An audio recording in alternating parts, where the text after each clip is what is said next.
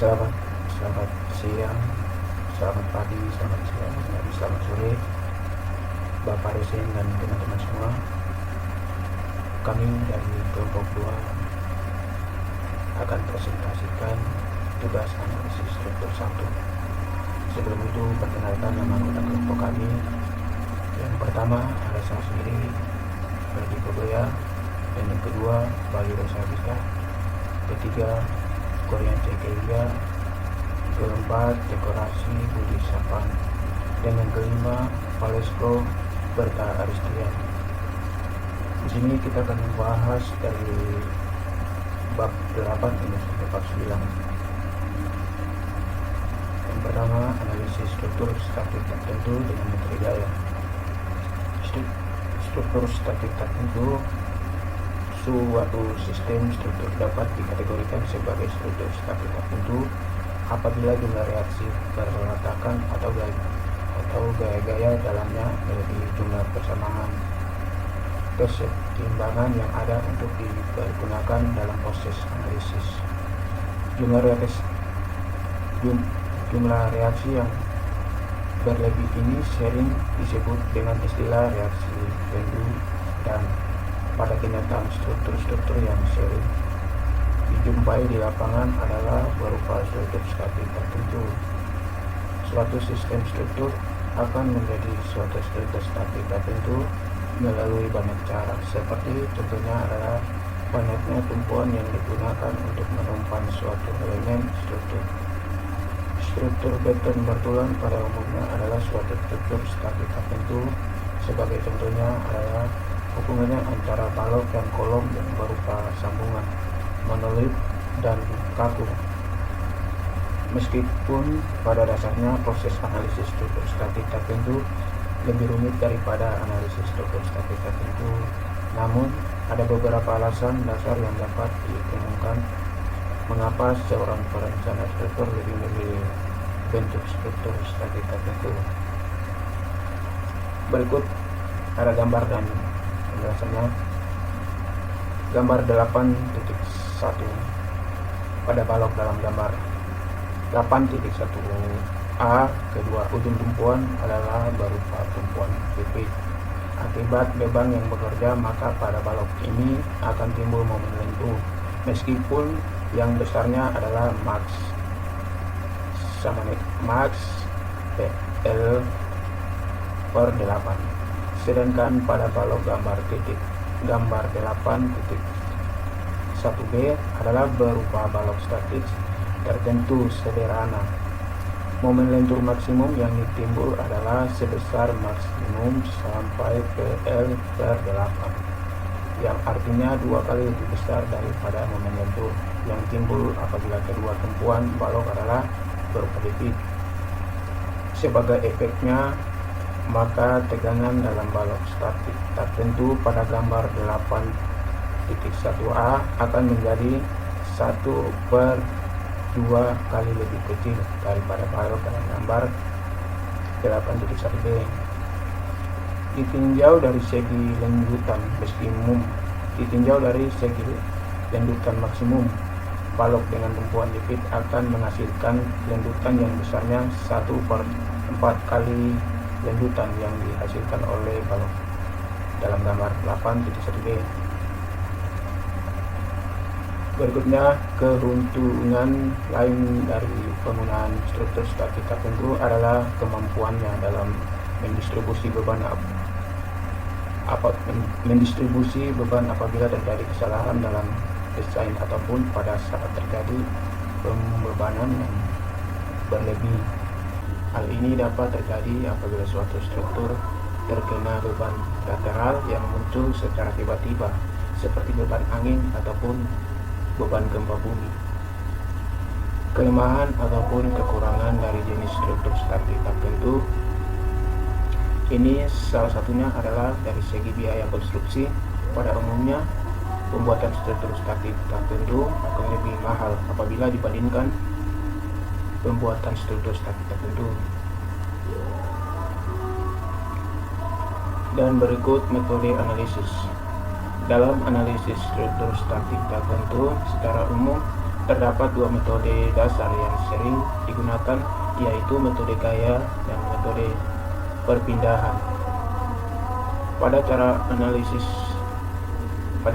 analisis menggunakan metode gaya merupakan variabel utama yang hendak dicari. Guna mencari besaran dari gaya tersebut, maka harus dituliskan terlebih dahulu persamaan-persamaan kompatibilitas yang ada, yaitu persamaan untuk lendutan maupun sudut rotasi dari struktur yang hendak dianalisis. Pada cara analisis menggunakan metode perpindahan, maka perpindahan displacement menjadi variabel utama yang hendak dicari. Dalam metode ini harus dituliskan hubungan antara gaya dan perpindahan yang memenuhi syarat kesetimbangan gaya. Setelah besarnya perpindahan yang terjadi dapat dihitung, maka selanjutnya gaya-gaya pada tiap elemen struktur dapat dihitung. Metode perpindahan ini akan dibahas lebih lanjut dalam bab 9 dan selanjutnya. Sedangkan dalam bab ini akan dibahas metode analisis struktur dengan metode gaya yang pada awalnya dikembangkan oleh James Drake Mawel pada tahun 1964 dan kemudian disempurnakan oleh Otto Mohr dan Heinrich Müller Berslalu. Dan yang berikut, pada gambar 8.2 mengilustrasikan cara analisis suatu struktur statik tertentu dengan menggunakan metode gaya. Sebuah balok statik tertentu dengan beban terpusat P ditunjukkan dalam gambar 8.2a apabila Heinrich Müller Berslalu. Dan yang berikut, pada gambar 8.2 mengilustrasikan cara analisis suatu struktur statik tertentu dengan menggunakan metode gaya. Sebuah balok statik tertentu dengan beban terpusat P ditunjukkan dalam gambar 8.2a apabila diagram badan besarnya digambarkan, maka akan didapatkan bahwa ada 4 buah reaksi tumpuan yang harus ditentukan, dan karenaannya terdapat 3 buah persamaan kesetimbangan sebagai berikut contoh perhitungan rumus. Maka struktur tersebut dapat dikategorikan sebagai suatu struktur statik tertentu derajat 1. Untuk dapat menyelesaikannya, maka masih diperlukan tambahan 1 buah persamaan lagi yang dapat diperolehkan dari persamaan kompatibilitas lendutan di salah satu titik tumpuan. Lanjut, dalam contoh pada gambar 8.2, reaksi partikel pada titik B dianggap sebagai reaksi redundan, dan reaksi ini selanjutnya dilepas dari struktur asalnya seperti ditunjukkan dalam gambar 8.2b yang mengakibatkan timbulnya landutan partikel sebesar segi B pada titik B. Namun demikian sebagai akibatnya harus ditambahkan reaksi VB pada titik B yang mengakibatkan struktur mengalami perpindahan partikel ke arah atas sebesar seperti ini. Notasi BB dalam segi A per BB memiliki arti sebagai berikut: B yang B, sedangkan notasi B yang kedua menunjukkan letak gaya reaksi redundan terjadi.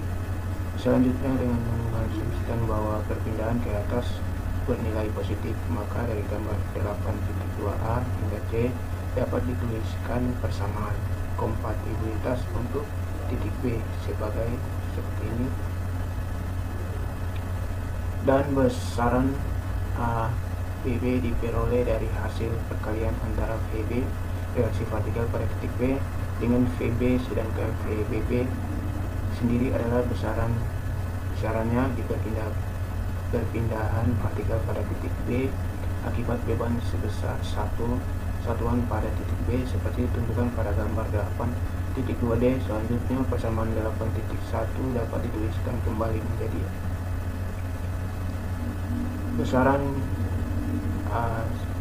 B dapat dan FBB dapat ditunjukkan nominalnya dengan menggunakan metode yang telah dijelaskan dalam bab terdahulu. Maka dan reaksi tumpuan VB dapat dihitung, yaitu VB sama dengan segitiga B per FBB. Besaran FBB sering disebut juga sebagai koefisien fleksibilitas. Dan selanjutnya gambar 8.3 menunjukkan cara lain untuk menyelesaikan menganalisis suatu struktur statik tertentu. Struktur yang hendak dinalisis masih sama dengan struktur dalam gambar 8.2, namun kali ini reaksi momen di titik A yang diambil sebagai reaksi redundan.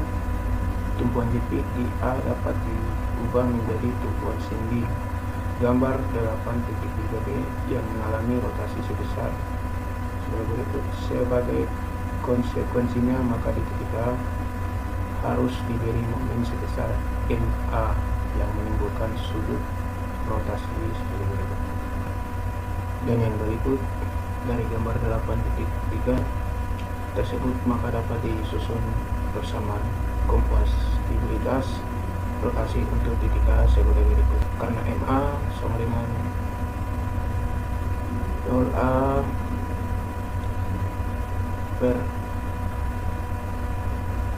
bernilai negatif, maka hal tersebut dapat diartikan bahwa MA memiliki arah berlawanan dari momen satuan yang diberikan di bawahnya gambar. Lanjut, contoh berikutnya ditunjukkan oleh gambar 8.4 yang memperlihatkan suatu struktur statik tertentu berderajat 2 karena memiliki dua buah reaksi tertentu. Dan untuk menyelesaikan analisis ini maka dibutuhkan tambahan dua buah persamaan kompatibilitas, di mana dalam contoh ini dipilih VB dan VC sebagai reaksi redundan.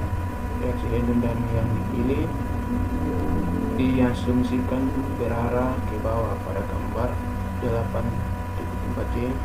FBB dan FCB adalah merupakan lanjutan di titik B dan C yang diperoleh akibat beban satuan di titik B.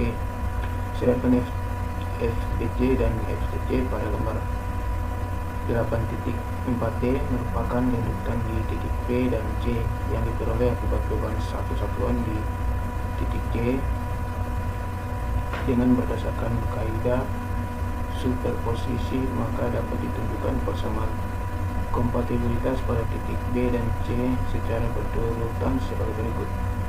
Berikut adalah cara rumus. Dari dua persamaan tersebut maka dapat diperoleh besaran dari VA dan Faisal. Selanjutnya reaksi tumpuan yang lainnya dapat dicari dengan menggunakan persamaan kesetimbangan yang ada. Dan materi dan selanjutnya akan dijelaskan oleh rekan kelompok.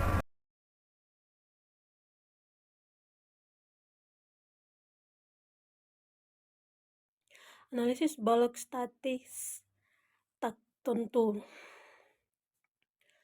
Sebelumnya telah dijelaskan cara-cara untuk melakukan analisis terhadap suatu struktur balok statis tak tentu. Dengan metode gaya, maka dalam bahasa berikut ini akan diberikan contoh-contoh analisis nyata dari metode gaya pada suatu struktur balok statik tak tentu. Contoh 8.1. Hitunglah reaksi pada masing-masing tumpuan dari struktur balok pada gambar 8.5. Berdasarkan momen inersia, tiap segmen ditunjukkan pada gambar. Gambarkan pola diagram gaya lintang dengan diagram momen lentur.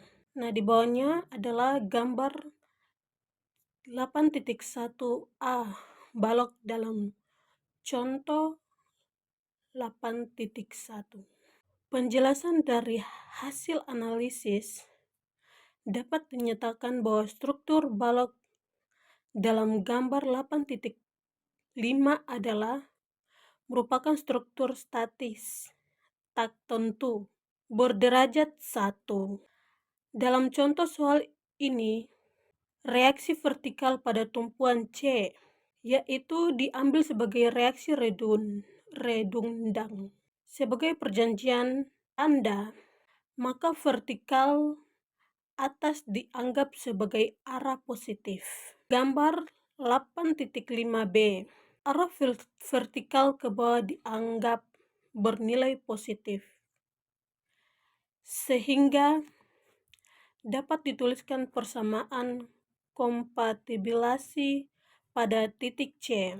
Untuk mencari alfa C dan VC C, selanjutnya dapat digunakan cara energi seperti yang telah dijelaskan dalam bumnya. Ada dua sistem koordinat yang akan digunakan seperti terlihat dalam gambar 8.5C.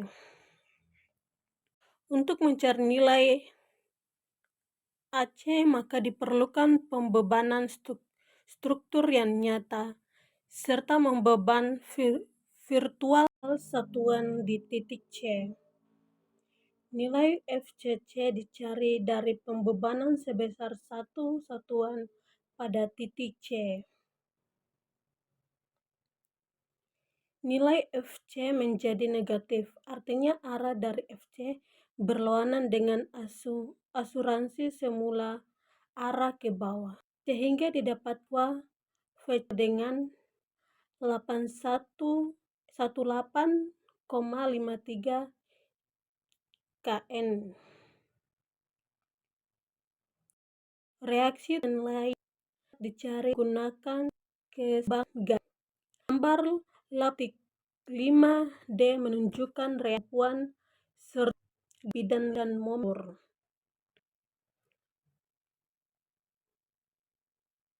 Analisis tal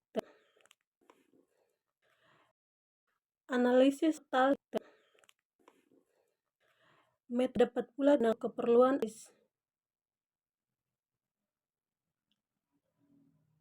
struktur portal bidang statik tertentu yang memiliki satu tingkat satu juga dengan bentuk khusus seperti portal.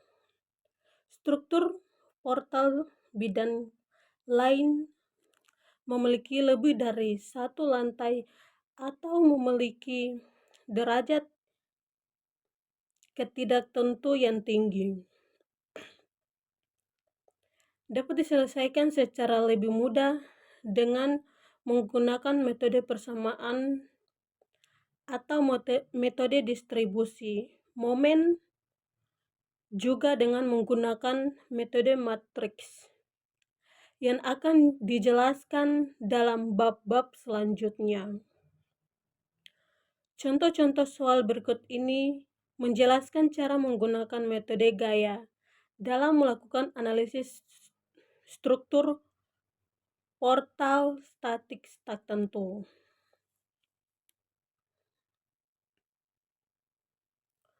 Contoh soal. Hitunglah besarnya reaksi pada tumpuan A dan C dari suatu struktur portal bidang statik tertentu yang ditunjukkan dalam gambar 8.8a. Digunakan nilai E sama dengan 200 GPa. Dari hasil analisis dapat ditentukan bahwa struktur tersebut termasuk struktur statis tentu berderajat 1. Selanjutnya, guna keperluan analisis struktur, maka reaksi vertikal di titik C akan dipilih sebagai reaksi renduman. Setelah tumpuan roll di C dilepas, maka struktur akan menjadi struktur statik tertentu. Supervisi yang dilanjutkan ditunjukkan dalam gambar 8.8b. Rangka batan statik tak tentu. Suatu struktur rangka batan dapat dikategorikan sebagai suatu struktur statik tak tentu apabila dipenuhi persyaratan. Variabel adalah jumlah gaya batan, jumlah reaksi perletakan, dan adalah jumlah titik kumpul. Metode gaya dapat digunakan untuk menganalisis suatu contoh-contoh berikut. Ini dapat menjelaskan prosedur analisis struktur rangka batan statik tak tentu dengan menggunakan metode gaya. Contoh, hitunglah besarnya masing-masing gaya batan dari suatu struktur rangka batan dalam gambar 8.10. A. Dengan menggunakan metode gaya nilai AB, AE dapat dianggap konstan. Penjelasan. Struktur rangka batan dalam gambar 8.10a memiliki 6 buah batan. Dalam kurung B sama dengan 6,3 buah reaksi tumpuan, dalam kurung R sama dengan 3 dan 4 buah titik kumpul, dalam kurung J sama dengan 4 lebih dari 2J. Hingga struktur statik dikategorikan sebagai struktur rangka batan statik tak tentu. Metode gaya diaplikasikan pada struktur ini dengan memotong batan BD sehingga struktur menjadi statik tertentu. Selanjutnya, struktur menjadi statik tertentu ditambahkan gaya aksial tarik sebesar 1 satuan searah batan BD. Lihatlah gambar 8.10b.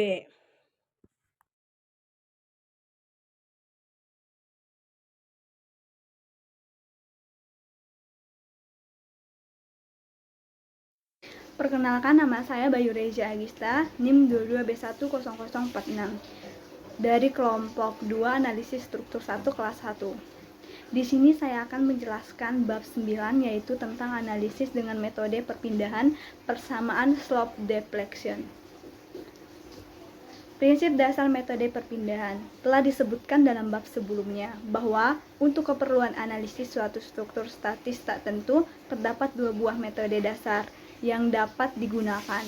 Dalam metode ini, variabel utama yang tak diketahui adalah gaya, dan selanjutnya perlu dituliskan suatu persamaan kompatibilitas yang berisi reaksi, redun, dan koefisien fleksibilitas. Reaksi perletakan yang lainnya diperoleh dengan menggunakan persamaan keseimbangan yang sudah ada, yaitu sigma F sama dengan 0, sigma H sama dengan 0, dan sigma M sama dengan 0. Metode perpindahan merupakan kebalikan dari metode gaya. Variabel utama yang tak diketahui adalah berupa perpindahan. Dalam hal ini dapat berupa sudut rotasi pada suatu titik. Selanjutnya disusun persamaan keseimbangan yang menghubungkan antara beban dan perpindahan. Seperti pada metode gaya, maka diperlukan pula untuk menyusun persamaan kompatibilitas. Dari persamaan ini, jika diselesaikan, maka akan diperoleh perpindahan dari titik kumpul, yang selanjutnya dapat digunakan kembali untuk menghitung reaksi-reaksi tumpuan. Ketiga metode tersebut adalah metode persamaan slope deflection, metode distribusi momen, dan metode matrix. Metode persamaan slope deflection akan dibahas dalam bab ini, sedangkan metode distribusi momen dibahas dalam bab 10. Metode matrix dibahas dalam bab 12 dan selanjutnya. Dalam analisis struktur dengan metode perpindahan, variabel utama yang tidak diketahui adalah perpindahan dari titik kumpul, atau yang disebut sebagai derajat kebebasan. Derajat kebebasan ini dapat didefinisikan pada tiap titik tumpuan, titik kumpul serta pada ujung bebas. Jumlah derajat kebebasan yang dimiliki oleh suatu struktur sering juga disebut sebagai derajat ketidaktentuan kinematik. Gambar dapat digunakan untuk memperjelas konsep tentang derajat kebebasan ini.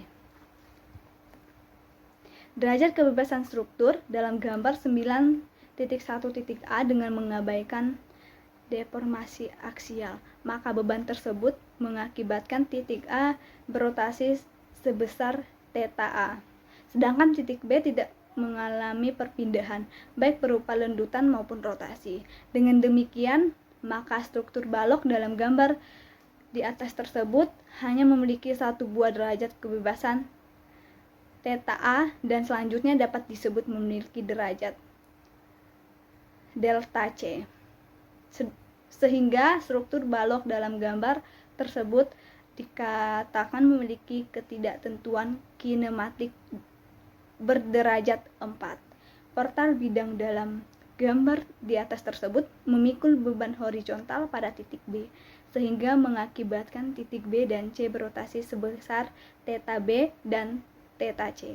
Di samping itu, titik B dan C juga mengalami perpindahan yang sama besar, yaitu delta B, sehingga dapat dikatakan bahwa struktur portal tersebut memiliki ketidaktentuan kinematika berderajat 3. Persamaan slope deflection. Metode analisis struktur statistik tertentu dengan menggunakan persamaan slope deflection pertama kali diperkenalkan oleh Hendrik Manderla dan Otto Moore setelah melakukan studi terhadap tegangan sekunder dari suatu struktur rangka batang. Persamaan slope deflection adalah sebuah persamaan yang menghubungkan antara sudut rotasi dan lendutan dengan beban yang bekerja pada struktur. Untuk menurunkan persamaan slope deflection tersebut, sebelumnya dapat diperhatikan suatu balok AB yang merupakan bagian dari struktur balok menerus dengan beban sembarang sebesar alfabet. Seusai dengan perjanjian tanda yang dipakai, maka momen dan sudut rotasi bernilai positif apabila memiliki arah putar searah jarum jam. Sedangkan lendutan delta dianggap bernilai positif apabila mengakibatkan balok berputar sebesar sudut besi searah jarum jam. Pada gambar 9.2, sudut rotasi theta A dan theta B, perhatikan titik A yang berotasi sebesar theta A dari balok dalam gambar di atas tersebut, sedangkan ujung B berupa ujung jepit. Untuk menentukan momen MAB yang menimbulkan perpindahan tersebut, maka akan digunakan metode balok konjugasi seperti ditunjukkan dalam gambar di atas tersebut. Lendutan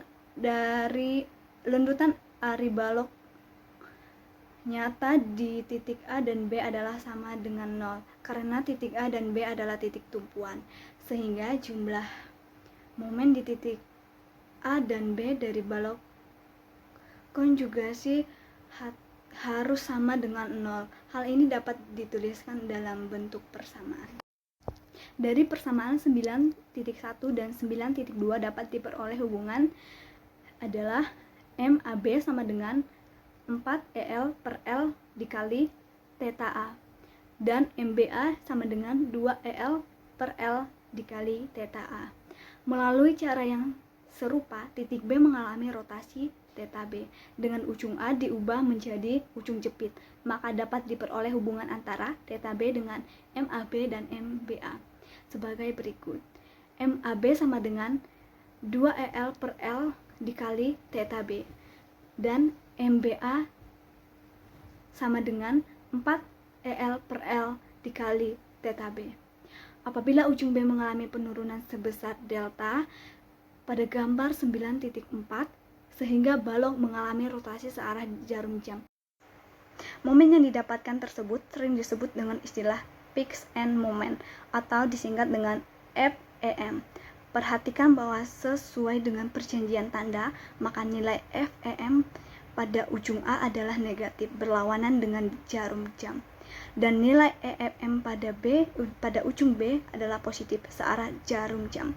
Untuk memudahkan dalam analisis, nilai FEM untuk berbagai jenis pembebanan dan kondisi tumpuan ujung sudah dilampirkan dalam lampiran 2 buku ini. Selanjutnya dapat dinyatakan bahwa MAB sama dengan FEM AB atau MBA sama dengan FEM BA.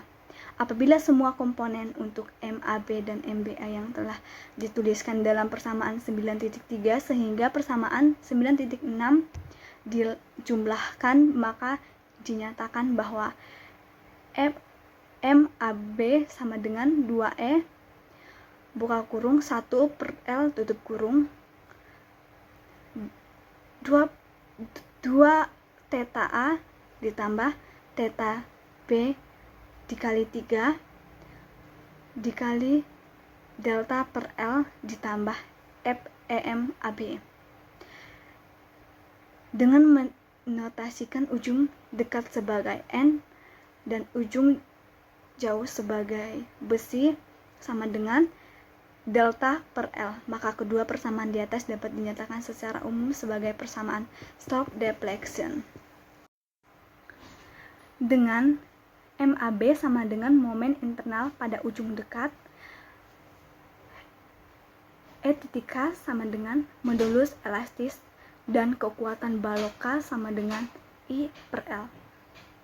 Theta A dan theta F adalah sudut rotasi pada ujung dekat dan ujung jauh, memiliki satuan radian dan bernilai positif apabila memiliki arah sesuai putaran jarum jam. Besi adalah rotasi balok akibat adanya penurunan pada tumpuan besi sama dengan delta per L. Besaran ini memiliki satuan radian yang bernilai positif apabila searah jarum jam. FEMN sama dengan fixed end moment pada ujung dekat bernilai positif apabila memiliki arah sesuai putaran jarum jam. Persamaan 9.9 berlaku untuk balok yang berada pada bentang tengah serta balok pada bentang ujung dengan tumpuan ujung jepit. Untuk balok pada bentang ujung dengan tumpuan ujung berupa sendi atau roll, maka persamaan slope deflection yang digunakan adalah sebagai berikut. MN sama dengan 3EK dikali theta N dikurang besi ditambah FEMN. Dalam bahasan selanjutnya akan diberikan sebagai contoh apabila pengguna persamaan slope deflection ini menganalisis suatu struktur balok menerus dan struktur portal statis tak tentu. Analisis balok menerus. Setelah merumuskan persamaan slope deflection, maka dalam bahasan berikut ini diberikan contoh analisis perhitungan struktur balok statis tak tentu dengan menggunakan persamaan slope deflection. Contoh soal 9.1. Tentukan momen pada titik A, B, dan C dari struktur balok dalam gambar 9.6 berikut ini dengan menganggap nilai EL adalah konstan. Penyelesaiannya, dalam soal tersebut terdapat 2 buah bentang balok yang harus diperhitungkan dalam menyusun persamaan slope deflection, yaitu balok AB dan BC. Karena balok tersebut memiliki ujung jepit, maka dapat digunakan persamaan 9.9, sedangkan nilai EFM dapat dilihat dalam lampiran 2, yaitu FEM AB sama dengan min 1 per 12 QL kuadrat sama dengan min 1 per 12 dikali 30 dikali 20 kuadrat sama dengan min 360 kNm. FEM BA sama dengan 1 per 12 QL kuadrat sama dengan 1 per 12 dikali 30 dikali 20 kuadrat sama dengan plus 360 kN dikali M. FEMBC sama dengan min 1 per 12, QL kuadrat sama dengan min 1 per 12, 45 dikali 8 kuadrat sama dengan min 240 kN kali N. FEMCB sama dengan 1 per 12 QL kuadrat sama dengan 1 per 245 dikali 82 kuadrat sama dengan plus 240 kN kali N. Perhatikan bahwa FEMAB dan FEMBC bernilai negatif karena memiliki arah berlawanan jarum jam di titik A dan B. Gambar 9.6 juga memperlihatkan 4 buah momen internal yang belum diketahui besarnya.